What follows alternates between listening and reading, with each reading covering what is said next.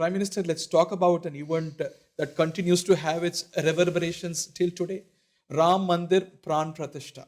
What thoughts crossed your mind when you first entered the shrine and you performed the first Aarti to Ram Lalla?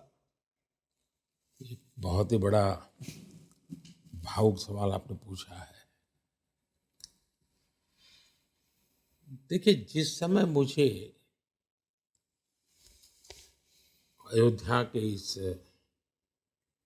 Trust के ट्रस्टियों ने आकर के निमंत्रण दिया,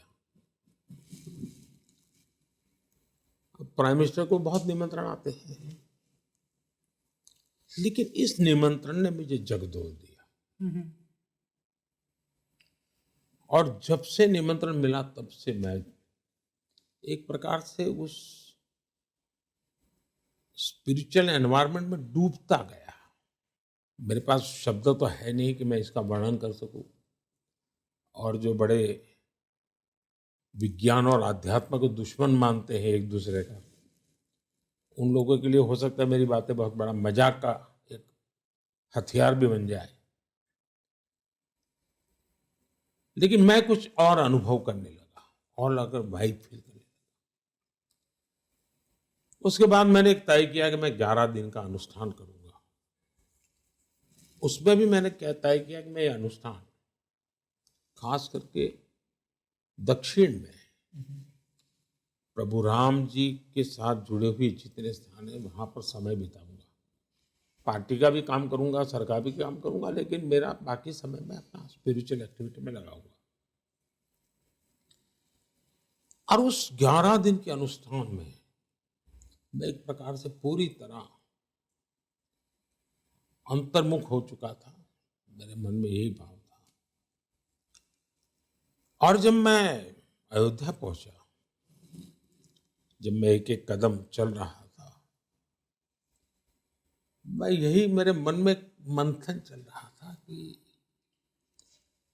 मैं प्राइम मिनिस्टर हूं इसलिए यहां जा रहा हूं क्या, कि मैं भारत का एक नागरिक के नाते जा रहा हूं। और मैं हमेशा फील करता था कि मैं वैसे ही 140 करोड़ देशवासियों की तरह मैं सामान्य भक्त के रूप में जा रहा हूं। कोई मेरे आसपास भी कहीं पीएम मंडरा नहीं रहा था, मैं उससे परे हो चुका था। और यही रहता था देश, 500 साल का संघर्ष, लाखों लोगों के बलिदान, लाखों लोगों की तपस्या, यातनाएं, 500 साल, अनेकों पीढ़ियों की आशा, आकांक्षा, भक्ति, एक एक डगर पर मैं फील करता था कितना बड़ा इसके साथ जुड़ा हुआ है। तो मैं इस भाव अवस्था में टेंपल में एंटर किया। पहले तो मैं अनुभव करता था 140 करोड़ देशवासियों का सपना आज पूरा हो रहा है, एक टर्निंग पॉइंट है वगैरह वगैरह। लेकिन जैसे ही रामलला के सामने पहुंचा तो पहले मेरी नजर उनके चरण पे गई और दूसरी मेरी नजर उनकी आंखों पे गई और वहीं मैं अटक गया। कुछ पल तो हमें जो पंडित थे वो ये करो वो करो, मेरा ध्यान ही नहीं रहता था, मेरा ध्यान उसी में लग गया। और मैं पता नहीं ऐसा मेरे मन में जो विचार भाव प्रकट हुए वो ये थे कि रामलला जी मुझे कह रहे हैं कि अब स्वर्णिम युग प्रारंभ हो चुका है, भारत के दिन आ चुके हैं, भारत आगे बढ़ रहा है और 140 करोड़ देशवासियों के सपने उनकी आंखों में मैं देख रहा था।